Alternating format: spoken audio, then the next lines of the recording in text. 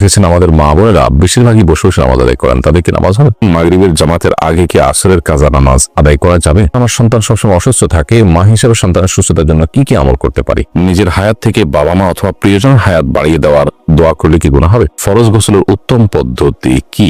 স্বামীর পকেট থেকে যদি না বলে কিছু অল্প টাকা নেই তাহলে কি গুনাহ হবে? ছোট বাচ্চা যদি নামাজ পড়ার সময় সামনে এসে দাঁড়ায় বা খেলা করে তাহলে কি তাকে সামনে থেকে সরানোর চেষ্টা করব নাকি তাকে তার মতো খেলতে দিব? আমার জামাইয়ের অনেক রাগ, তার রাগ কমানোর জন্য কি করতে পারি? সুদভিত্তিক ক্ষুদ্র ঋণ নিয়ে কি আকিকা দেওয়া যাবে? আমি ছোট থেকে শুনে আসছি তেঁতুল খেলে বা তেঁতুল গাছের নিচে হাঁটলে নাকি মেধা কমে যায়, এটা কি সত্যি? বাচ্চা ডেলিভারির সময় ও পরে 40 দিন যে কাপড় মায়েরা পরিধান করেন পরবর্তীতে সে কাপড় ধুয়ে পরিধান করে কি নামাজ পড়া যাবে? চলুন তাহলে আর কথা না বাড়ি আমরা প্রশ্নোত্তরে চলে যাই সরাসরি। সুরমা সোহরান আপনি লিখেছেন, স্বামীর পকেট থেকে যদি না বলে কিছু অল্প টাকা নেই তাহলে কি গুনাহ হবে? স্বামীর পকেট থেকে যদি আপনি না বলে টাকা নেন, অল্প হোক আর বেশি হোক, এটা নির্ভর করবে স্বামীর সাথে আপনার সম্পর্কের উপর। সাধারণত আপনি আপনার স্বামীর পকেট থেকে, তার মানি ব্যাগ থেকে বা তার অন্যান্য জায়গা থেকে প্রয়োজন মতো টাকা নেন সংসারের খরচের জন্য অথবা আপনার একান্ত প্রয়োজনে, এগুলো স্বামী জানেন এবং তার মনসম্মতি আছে। এরকম যদি হয় তাহলে তো আপনি নিতেই পারেন। আর যদি সংসারের জন্য নয় বরং আপনার নিজের জন্য নেন এবং সেটা স্বামীর অজান্তে, তিনি জানলে হয়তো আপনাকে প্রশ্ন মুখোমুখি করবেন অথবা কেন নিয়েছেন জিজ্ঞেস করবেন, অথবা তিনি যদি জানেন যে আপনি নিজের সঞ্চয়ের জন্য বা নিজের অন্য কোনো কাজের জন্য, তার সংসারের কাজ ছাড়া অন্য কোনো কাজের জন্য নেন, তাহলে তিনি মনে কষ্ট পাবেন। এরকম যদি হয় তাহলে সেক্ষেত্রে আপনার জন্য জায়েজ হবে না, কারণ ইসলাম স্বামী স্ত্রী প্রত্যেকের অ্যাকাউন্টকে আলাদা আলাদা করে দেখে। অতএব এই বিষয়গুলোকে আমরা গুলিয়ে ফেলার কোনো সুযোগ কিন্তু নেই। জান্নাতুল ফেরদাউস আপনি লিখেছেন, ছোট বাচ্চা যদি নামাজ পড়ার সময় সামনে এসে দাঁড়ায় বা খেলা করে তাহলে কি তাকে সামনে থেকে সরানোর চেষ্টা করব নাকি তাকে তার মতো খেলতে দিব? যদি সে আপনার খুব বেশি ডিস্টার্ব করে তাহলে সেক্ষেত্রে আলতো ভাবে সরাতে পারেন যাতে আমলে কাসির না হয়, অর্থাৎ আপনি সরাতে গিয়ে আবার এত বেশি মুভমেন্ট করলেন যে আমলে কাসির হয়, এরকম যেন না হয় সেই জিনিসটি খেয়াল করতে হবে। আর যদি সেটা না পারেন তাহলে, বা এত বেশি মুভমেন্ট না হয়, বরং সে যেটা খেলছে সে খুবই হালকা পাতলা খেলছে, এরকম যদি হয় তাহলে সেক্ষেত্রে তাকে তার মতো খেলতে দিবেন। আপনি অযথাই তাকে ধরতে গিয়ে নিজের নামাজের মনোযোগ নষ্ট করা কিংবা নামাজের যে কাইফিয়ত, নামাজের যে অবস্থার মধ্যে আপনি আছেন সেটির পরিবর্তন করতে যাবেন, সেটা প্রয়োজন নেই। তাহারাত তানি আপনি লিখেছেন, আমরা যারা শহরে থাকি তা চিউনের সঙ্গে উঠে আসা চুল ফেলবো কোথায়? বাইরে ফেলার পর ময়লা ফেলা লোকেরা বিক্রি করলে কি আমাদের গুনাহ হবে? কেউ যদি কুড়িয়ে নিয়ে বিক্রি করে তাহলে আমাদের গুনাহ হবে না, তবে আমরা চাইলে আমাদের আশেপাশে যেখানে খুব বেশি আপনার ময়লা নয়, ড্রেন ইত্যাদি নয়, খুব নোংরা জায়গা নয়, সেরকম জায়গা আমরা ফেলে দিতে পারি এবং সেই জায়গাগুলো আমরা খুঁজে বের করতে পারি। আবার প্রতিনিয়ত তো আর খুঁজে বের করা যায় না, তাহলে সেক্ষেত্রে আমরা কোনো এক জায়গায় সঞ্চয় করে রাখতে পারি। একসাথে হলে পরে কোনো মাঠের নিচে পুঁতে ফেললাম বা কোনো জায়গায় ফেলে দিলাম, সেই কাজটি আমরা করতে পারি। মানুষের শরীরে কোনো অংশ বিক্রি করা জায়েজ নয়, এটা মানবতার অপমান। যার কারণে কোনো ব্যক্তি তার শরীরের কোনো কিছু, সেটা চুল হোক অন্য কিছু হোক, এগুলো বিক্রি করে এটা জায়েজ নয়। কেউ যদি কুড়িয়ে বিক্রি করে তাহলে সেক্ষেত্রে আপনার গুনাহ হবে না। MRTV এআইডি থেকে আপনি আমাদের ইউটিউব চ্যানেলে প্রশ্ন করেছেন, রমাদানের রোজা রাখা অবস্থায় আসরের নামাজের সময় আমার স্ত্রীর মাসিক শুরু হয়েছে, কিন্তু সে রোজা ইফতার পর্যন্ত পুরা করেছে, তাকে সেদিনের রোজা পরবর্তীতে রাখতে হবে? হ্যাঁ, অবশ্যই আপনার স্ত্রীকে সেদিনের রোজাটা পরবর্তীতে রেখে দিতে হবে এবং তিনি এই দিনের বাকি অংশ না খেয়ে থেকেছেন এবং পরবর্তীতে ইফতার করেছেন, আল্লাহ তাআলা তাকে আজর দান করবেন ইনশাআল্লাহ। হয়তো সেই আশা আমরা আল্লাহ তাআলার কাছে করতেই পারি, কিন্তু এই দিন রোজা তাকে রেখে দিতে হবে। স্নিগ্ধ সকালে এর থেকে আপনি লিখেছেন, আমার জামাইয়ের অনেক রাগ, তার রাগ কমানোর জন্য কি করতে পারি? বদমেজাজ বা রাগ, ক্রোধ, এটিকে নিয়ন্ত্রণ করবার জন্য বা এটাকে দমন করবার জন্য প্রথমত আউযু বিল্লাহি মিনাশ শাইতানির রাজিম, এটির পাঠ খুব বেশি কার্যকর। বেশি বেশি আউযু বিল্লাহি মিনাশ শাইতানির রাজিম পাঠ করলে সাধারণত মানুষের রাগ নিয়ন্ত্রণ করা সম্ভব হয়। তিনি যে সমস্ত খাবার খান, যে সমস্ত পানীয় গ্রহণ করেন, সেগুলোতে আপনি 7 বার আউযু বিল্লাহি মিনাশ শাইতানির রাজিম পড়ে ফু দিয়ে তাকে খাওয়াতে পারেন। এটা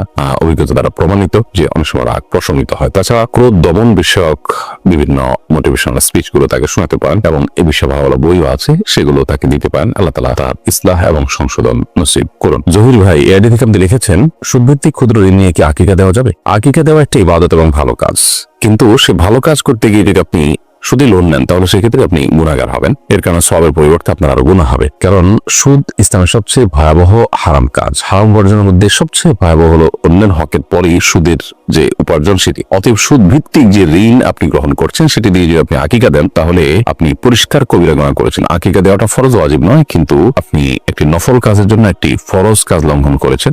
বিষয়টা অত্যন্ত ভয়াবহ এবং কোন অবস্থাতে এটা জায়েজ হতে পারে না। তানজিম যারা রেখেছেন, আমি ছোট থেকে শুনে আসছি তেঁতুল খেলে বা তেঁতুল গাছের নিচে হাঁটলে নাকি মেধা কমে যায়, এটা কি সত্যি? এটার কোনো বৈজ্ঞানিক ভিত্তি তো নেই এবং কোরআন হাদিসের আলোকেও এটি প্রমাণিত নয়। এটির কোনো অভিজ্ঞতা দ্বারা প্রমাণিত আছে কিনা আমি জানি না, তবে কোরআন হাদিস দৃষ্টিকোণ থেকে এরকম কোনো কথা তো নেই, বরং বৈজ্ঞানিক ভাবেও তেঁতুল খেলে ব্রেন কমে যায়, মেধা কমে যায়, এরকম কথা আছে বলে আমি জানি না।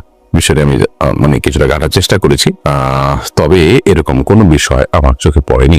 বিষয়টিকে আপাত দৃষ্টিতে কুসংস্কারই মনে হয়। তবে যদি অভিজ্ঞতা দ্বারা এটি প্রমাণিত হয়, গবেষণা দ্বারা প্রমাণিত হয়, তাহলে ভিন্ন কথা, কিন্তু সেরকম কিছু কিন্তু কোথাও আছে বলে আমার জানা নেই এবং আমি অন্তত এই পর্যন্ত দেখিনি। তো একজন মুসলিম সাধারণত ধারণা প্রসূত অথবা আপনার কুসংস্কার নির্ভর কোনো কথা বা কোনো বিশ্বাসের উপর তিনি কখনো ভর করতে যাবেন না। লুবনা জাহান লিজা আপনি লিখেছেন, যে ব্যক্তি সরাসরি কাবাঘর দেখবে তার জন্য হজ করা বাধ্যতামূলক, এই কথা কতটুকু সত্য? আমরা ওমরা পালন করতে গিয়েছিলাম, সেখানে একজন এই কথা বলেছেন, সম্পূর্ণ ভিত্তিহীন এবং মন গড়া কথা।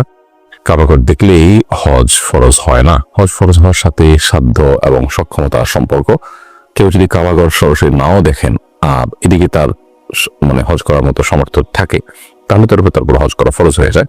আর যদি কেউ দেখেন অথচ তার সামর্থ্য নয়, তাহলে তার উপর হজ করা ফরজ নয়। অতএব হজ করা ফরজ হওয়াটা কাবাঘর সরাসরি দেখা না দেখার উপর নয়, বরং সক্ষমতা থাকা না থাকার উপরে। ফাতিমা রহমান লিখেছেন, বাচ্চা ডেলিভারির সময় ও পরে 40 দিন যে কাপড় মায়েরা পরিধান করেন, পরবর্তীতে সে কাপড় ধুয়ে পরিধান করে কি নামাজ পড়া যাবে, নাকি সেই কাপড় ফেলে দিতে হবে? বাচ্চা ডেলিভারির সময় এবং পরবর্তীতে 40 দিন কাপড় থাকে, সেই কাপড়গুলো যদি নাপাক থাকে, রক্ত থাকে, সেগুলো ধুয়ে তো অবশ্যই তারা পবিত্র করে পড়তে পারবেন। এই কাপড় ফেলে দেওয়ার কোনো কারণ নেই। যদি সেগুলো পরিচ্ছন্ন করে পড়ার সুযোগ থাকে, অবশ্যই তারা পড়তে পারবেন। সঞ্জিদা কোনা আপনি লিখেছেন, আমার মেয়ের আকিকা করানোর জন্য কোনো এতিমখানায় খাসি দিয়ে দিলে কি আকিকা আদায় হবে? মেয়ের আকিকা হোক, ছেলের আকিকা হোক, আকিকার গোশত কোরবানির গোশতের মতো নিজেরা খেতে পারেন, আত্মীয় স্বজনকে খাওয়াতে পারেন, গরিব দুঃখীকে দিতে পারেন। আপনি যদি পুরো আকিকার পশুটি এতিমখানা বা মাদ্রাসা বা কোনো গরিব মানুষকে দিয়ে দেন বা বলে তুই আমার তরফ থেকে আকিকা করে নিও, তাহলে সে যদি আপনার বাচ্চার তরফ থেকে আকিকা হিসাবে এটাকে জবে করে করে নিজেরা খেয়ে নেয়, আকিকা আদায় হয়ে যাবে। তবে এমনটি করা আমরা অনেকে মনে করি জরুরি বা বিশেষভাবে এটা করাটা বোধ হয় কাঙ্ক্ষিত। এই ক্ষেত্রে ব্যাপারটি সেরকম না। এটা একান্ত আপনার ইচ্ছার উপর নির্ভর করে যে আমার পুরো আকিকার গোশত আমি এতিমদের খাওয়াতে চাই, এটা আপনার ব্যাপার। কিন্তু আকিকার গোশত নিজেরা খাওয়া, অন্যদেরকে খাওয়ানো কোরবানি গোশতের মতো, এটা সম্পূর্ণভাবে জায়েজ। অথবা আপনি কিছু খেলেন, কিছু তাদেরকে দান করলেন, সেটা হতে পারে। রিজন হাসান তাসিন আপনি লিখেছেন, নিজের হায়াত থেকে বাবা মা অথবা প্রিয়জনের হায়াত বাড়িয়ে দেওয়ার দোয়া করলে কি গুনাহ হবে? এরকম দোয়া আসলে কোনো অর্থবহ দোয়া নয়, কারণ আসলে আপনার হায়াত থেকে বাড়িয়ে আরেকজনকে দিবেন বা কেউ কারোর হায়াত থেকে কমানো হবে, আরেক জায়গায় প্লাস করা হবে, মাইনাস করা হবে, এরকম কোনো অপশন নেই, আসলে আমাদের হাতে অন্তত নেই। আল্লাহ সুবহানাহু ওয়া তাআলা প্রত্যেকের জন্য যা বরাদ্দ রেখেছেন তিনি তাই ভোগ করবেন, কারণ সুন্নাহ সেটাই বলে। অতএব এরকম দোয়া করা অমূলক দোয়া, এ দোয়া অর্থবহ কোনো দোয়া নয়। আমরা যেটি করতে পারি সেগুলো যাদের নেক হায়াত বৃদ্ধি চাই তাদের জন্য আমরা আল্লাহর কাছে দোয়া করবো, আল্লাহ তার হায়াত বৃদ্ধি করে দেন, তাকে নেক হায়াত দেন, দীর্ঘদিন তাকে আপনি ইমানের সাথে বাঁচিয়ে রাখেন, আমলের সাথে বাঁচিয়ে রাখেন, সেটাও আমরা করতে পারি। কিন্তু অমুকের হায়াত থেকে, আমার নিজের হায়াত থেকে আপনি কমায় তাকে বাড়ায় দেন, এটার কোনো প্রয়োজন নেই, কারণ আল্লাহর কাছে তো অভাব পড়ে গেছে, আমারটা কমায় তাকে বাড়ায় দিতে হবে। হৃদয় আপনি লিখেছেন, মাগরিবের জামাতের আগে কি আসরের কাজা নামাজ আদায় করা যাবে? মাগরিবের জামাতের ঠিক আগ মুহূর্তে যদি হয়, সূর্য ডুবছে তখন করা জায়েজ হবে না। সূর্য ডুবে গেছে, মাগরিব রক্ত হয়ে গেছে, তারপর চাইলে আপনি কাজা করতে পারেন যদি সুযোগ থাকে। আর না হলে আসরের সূর্য ডুবার যথেষ্ট আগে, ধরুন সূর্য ডুবার 15 মিনিট আগে, 20 মিনিট আগে আপনি আসরের নামাজ কাজা কাজটি পড়লেন, সেটি আদায় করতে পারেন, কোনো অসুবিধা নেই। সাদিয়া আপনি লিখেছেন, আমার সন্তান গর্ভে মারা গিয়েছিল, তার আকিকা কি দিতে হবে? বিচার দিবসে আমার এই সন্তানকে কি তার বাবার পরিচয়ে ডাকা হবে? আপনার সন্তান যিনি গর্ভে মারা গিয়েছেন, আল্লাহ তাআলা তার কষ্ট আপনাকে সইবার শক্তি দান করুন। গর্ভে মারা গেলে সে সন্তানের আকিকা দেওয়ার কোনো প্রয়োজন নেই। আকিকা দেওয়ার পর 7ম দিন পর্যন্ত থাকলে তখন জন্মের পর 7ম দিন পর্যন্ত থাকলে তখন আকিকা দেওয়ার প্রশ্ন আসবে। আর অবশ্যই কিয়ামত দিবসে তাকে তার বাবার সাথে সম্বন্ধ করে ডাকা হবে ইনশাআল্লাহ তাআলা। শাকিলা জামান জুথি আপনি লিখেছেন, স্বামী মারা যাওয়ার পরে কোথায় ইদ্যত পালন করতে হবে? শ্বশুর বাড়ি, বাপের বাড়ি, নাকি যেখানে ভাড়া থাকে সেখানে? জানাবেন প্লিজ। স্বামী মারা যাওয়ার পর ইদ্যত পালন করবেন যেখানে স্বামী মারা গেছেন, সেখানে স্বামীর বাড়ি হতে পারে। স্বামীর বাড়িতে সাধারণত স্বামী মারা যান, অতএব সেখানে আপনি ইদ্যত পালন করবেন, আপনার নিজস্ব নিরাপদ কক্ষ থাকলে সেখানে। আর যদি সেখানে নিজের বসবাস করাটা নিরাপদ না হয়, সেফ না হয় স্বামীর মৃত্যুর পর, তাহলে সেক্ষেত্রে আপনি নিজের বাবার বাড়িতে গিয়ে বা নিজের নিরাপদ জায়গায় গিয়ে আপনি ঈদত পালন করতে পারবেন। ফাহমিদা ইউসা এর থেকে আপনি লিখেছেন, আমার সন্তান সবসময় অসুস্থ থাকে, মা হিসেবে সন্তানের সুস্থতার জন্য কি কি আমল করতে পারি? বোন ফাহমিদা, আল্লাহ তাআলা আপনার সন্তানকে পরিপূর্ণ সেবা দান করুন, আমরা দোয়া করি।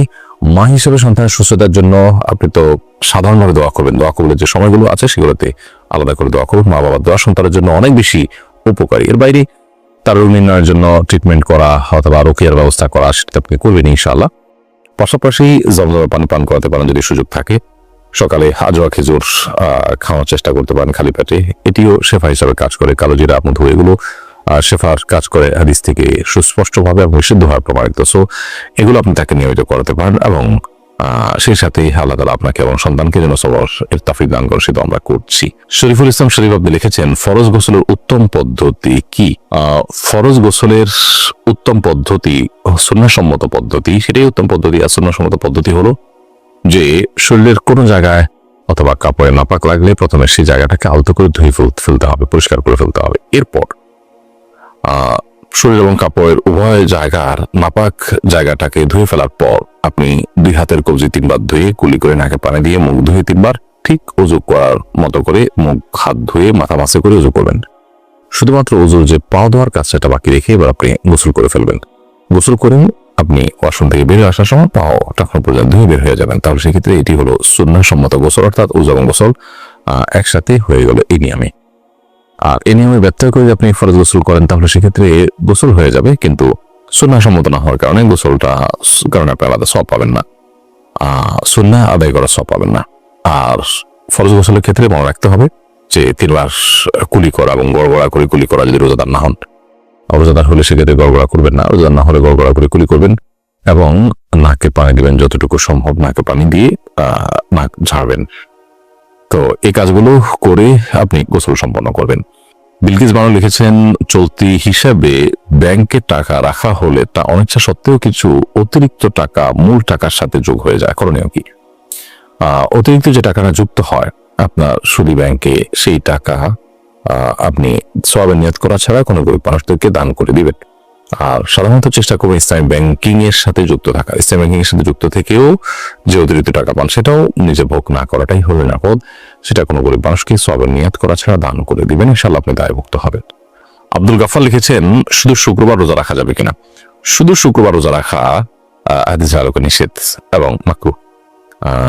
যদি কেউ শুধু শুক্রবার হিসেবে রোজা রাখে এটা অনুচিত কাজ। তবে আইয়াম 20 চাঁদের 13, 14, 15 মধ্যে শুক্রবার পড়ে গেছে বা আপনার সবার 6 রোজার অংশ হিসেবে শুক্রবার আপনার রাখতে সুবিধা, সেটা কারণ আপনি রেখেছেন, এরকম কোনো কারণ শুক্রবার রোজা রাখলে সেটা তো জায়েজ আছে, কোনো অসুবিধা নেই।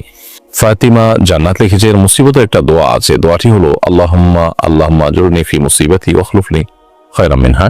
আপনার ওয়াজে শুনেছি জুরনি, কিন্তু মাঝে মাঝে কিছু ভিডিওতে দেখি আজিরনি লেখা থাকে। এখন আমার প্রশ্ন হলো এখানে জুরনি হবে নাকি আজুরনি হবে? দেখুন, আল্লাহুম্মা আজুরনি জীবনের উপর পেশ এইভাবেই মূলত এই দোয়াটি রয়েছে। তবে আজিরনি পড়লেও সেটার অর্থ ফিট হয় এবং সেটা বিশুদ্ধ। আল্লাহুম্মা আজুরনি এটাই আপনার অধিকতর অর্থবহ। গালিব আহমদ দশকর লিখেছেন, আমাদের মা বোনেরা বেশিরভাগই বসে বসে নামাজ আদায় করেন, তাদেরকে নামাজ হবে? মা বোনরা কতটা বসে বসে নামাজ আদায় করেন জানি না, তবে অনেক পুরুষদেরকে দেখি যে আমরা চেয়ারে বসে তারা নামাজ আদায় করেন। একান্ত আপনার সেরকম শরিয়াত আপনার অ্যালাউ করতে পারে সে পরিমাণ মাজুর হওয়া ছাড়াও। তো মা বোন হোক আর পুরুষ হোক, যে কেউ হোক, সুস্থ সবল থাকা অবস্থায়ও তিনি যদি বসে বসে ফরজ নামাজ আদায় করেন তো নামাজ হবে না। আর যদি নফল নামাজ পড়েন বসে বসে তাহলে নামাজ হয়ে যাবে, সওয়াব কম হবে। আর যদি অসুস্থতার কারণে বসে পড়েন তাহলে সেক্ষেত্রে সওয়াব কম হবে না, নামাজও হয়ে যাবে ইনশাআল্লাহ। তার আল্লাহ তাআলা আমাদের সবাইকে সে পর্যন্ত ভালো রাখুন, সুস্থ রাখুন, নিরাপদ রাখুন। জাযাকুমুল্লাহু খায়রা। আসসালামু আলাইকুম ওয়া রাহমাতুল্লাহি ওয়া বারাকাতুহু।